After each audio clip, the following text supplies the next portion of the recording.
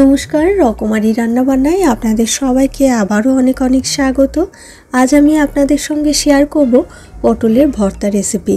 পটলের অনেক রেসিপি তো আপনারা খেয়েছেন, তবে পটলের ভর্তা রেসিপিটা কিন্তু সম্পূর্ণ অন্য স্বাদের হয়। যদি এই পটলের ভর্তা রেসিপি মেনুতে থাকে তাহলে মনে হবে একতলা ভাত শুধু এই পটলের ভর্তা দিয়েই খেয়ে নিই, এতটাই সুস্বাদু হয় এই পটলের ভর্তা রেসিপিটি। তো চলুন বন্ধুরা, দেখে নেওয়া যাক আমার এই ভিডিওটিতে কিভাবে আমি পটলের ভর্তা বানাই। পুরো ভিডিওটা শেষ পর্যন্ত দেখার অনুরোধ রইল। প্রথমেই আমি পটলগুলো কেটে নিচ্ছি। প্রথমেই একটা ছুরির সাহায্যে পটলের খোসাটা এরকমভাবে চেঁচে নিচ্ছি। পুরোপুরি খোসা ছাড়ানোর দরকার নেই, এরকমভাবে ওপরটা চেঁচে নিলেই হবে। নিয়ে এরকম 2 পিস করে আবার মাঝখান থেকে একটা কাট করে ছোট ছোট টুকরো করে কেটে নিতে হবে। অনেকেই দেখেছি বাড়িতে পটল আনলে 2-1টা পাকা পটল বেরোলে সে পটলগুলো ফেলে দেয়, কিন্তু এই পাকা পটল দিয়েও এই পটলের ভর্তা কিন্তু খেতে ভীষণই সুস্বাদু হয়। কচি পটল দিয়েও করতে পারেন, আবার পাকা পটল দিয়েও করতে পারেন। আমি আজকে কচি এবং পাকা 2 রকম পটল দিয়েই করব। প্রথমে আমি আপনাদের কচি পটলটা কেটে দেখালাম, এবার পাকা পটল কাটছি একটা। দেখুন এই পাকা পটলটা আমি কি করে কাটি। আগের পটলটাও যেমনভাবে আমি খোসাটা চেঁচে নিয়েছিলাম ছুরি দিয়ে, এই পটলটাও কিন্তু সেইভাবেই আমি ছুরি দিয়ে খোসাটা চেঁচে নিচ্ছি। নিয়ে আবারও আমি মাঝখান থেকে কাট করে নেব, নিয়ে ছোট ছোট টুকরো করে কেটে নেব।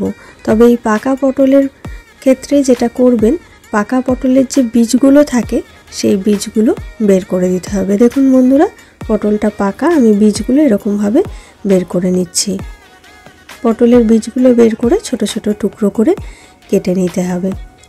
আপনারা যদি কখনো পটলের ভর্তা বাড়িতে বানিয়ে না খেয়ে থাকেন, তবে অবশ্যই একবার আমার এই রেসিপিটা ফলো করে বাড়িতে বানিয়ে খেয়ে দেখবেন। খেতে খুবই সুস্বাদু হয় আর খুব কম সময়ে বানানো হয়ে যায়। পটলের ভর্তা বানানোর জন্য এখানে আমি 300 গ্রাম পটল ব্যবহার করছি। তো সমস্ত পটলটা কেটে পরিষ্কার করে ধুয়ে নিই, তারপর আমি আপনাদের দেখাচ্ছি। সব পটলগুলো আমি ছোট ছোট টুকরো করে কেটে নিয়ে 3-4 বার পরিষ্কার জলে ধুয়ে খুব ভালো করে জল ঝরিয়ে নিয়েছি। এবার আমি পটলটা ভাপিয়ে নেব। পটল ভাপানোর জন্য আমি ফ্লেম অন করে কড়াই বসিয়ে কড়াইটা অল্প গরম করে নিয়েছি। এবার কড়াইয়ের মধ্যে দিয়ে দিলাম পরিমাণ মতো জল। জলটা আমি অল্প গরম করে নিয়েছি। এবার এখানে আমি অ্যাড করে দিলাম আগে থেকে কেটে রাখা পটল। পটল তো জলের মধ্যে ডুবে না, আপনারা জানেন, তাই খুব বেশি জল দিয়ে পটল ডোবানোর চেষ্টা করা বৃথা। এখানে আমি পরিমাণ মতো লবণ অ্যাড করে দিলাম। এবার ঢাকা দিয়ে দিচ্ছি। ঢাকা দিয়ে আমি 4 থেকে 5 মিনিট মতো মিডিয়াম ফ্লেমে ভাপিয়ে নিয়েছি পটলটা। ঢাকা খুলে দেখাচ্ছি আপনাদের প্রায় 5 মিনিট পর। দেখুন বন্ধুরা, দেখেই বোঝা যাচ্ছে পটলটা ভালোভাবে ভাপানো হয়ে গেছে। আমি একটু দেখাই আপনাদের। দেখুন পটলটা বেশ সেদ্ধ হয়ে গেছে ভালোভাবে। পটলগুলোর কালারটাও দেখুন বন্ধুরা চেঞ্জ হয়ে গেছে। এবার একটা স্ট্রেনারের মধ্যে ঢেলে পটল থেকে এক্সট্রা জলটা আমি ঝরিয়ে নেব। ভাপিয়ে রাখা পটলটা স্ট্রেনারের মধ্যে ঢেলে এক্সট্রা জলটা আমি ঝরিয়ে নিয়েছি। এবার আমি পটলটা ভালোভাবে ঠান্ডা করে নেব। ভাপানো পটলটা আমি খুব ভালো করে ঠান্ডা করে নিয়েছি। এবার মিক্সিং কন্টেনারের মধ্যে আমি ভাপিয়ে রাখা পটলটা নিয়ে নিলাম।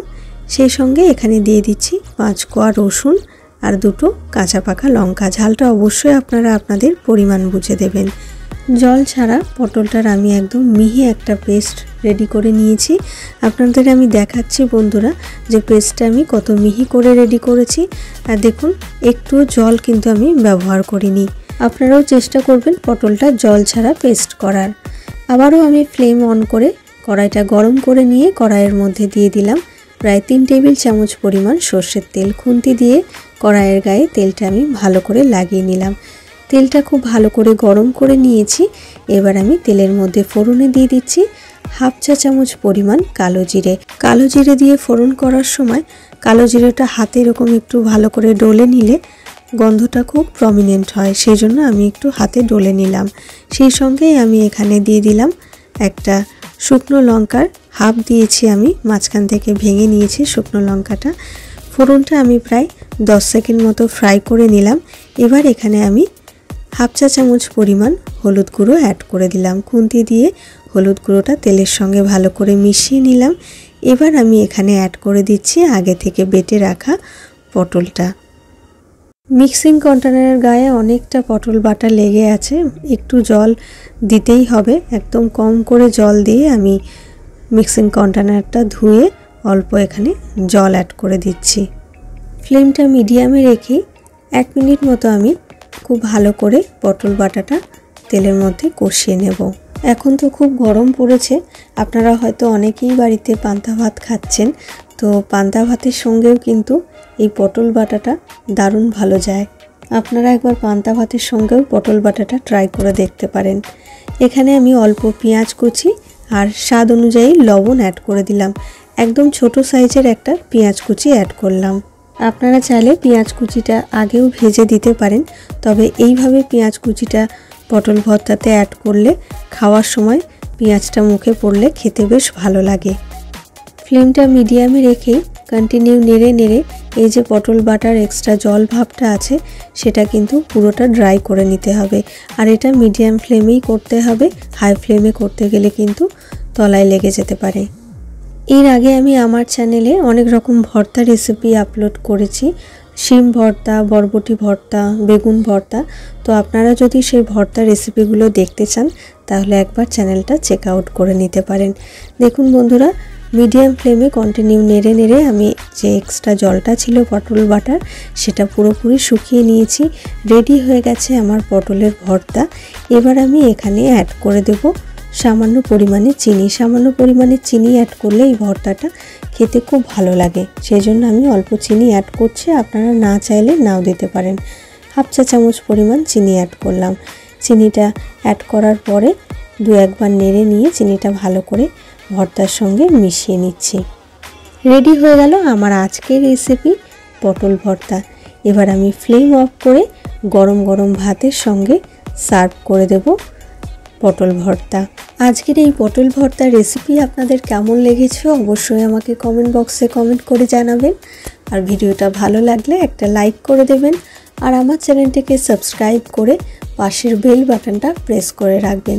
তাহলে আমি যখনই আমার চ্যানেলে কোনো নতুন ভিডিও আপলোড করব আপনাদের কাছে খুব তাড়াতাড়ি নোটিফিকেশান পৌঁছে যাবে।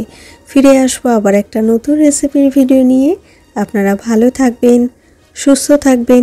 নমস্কার।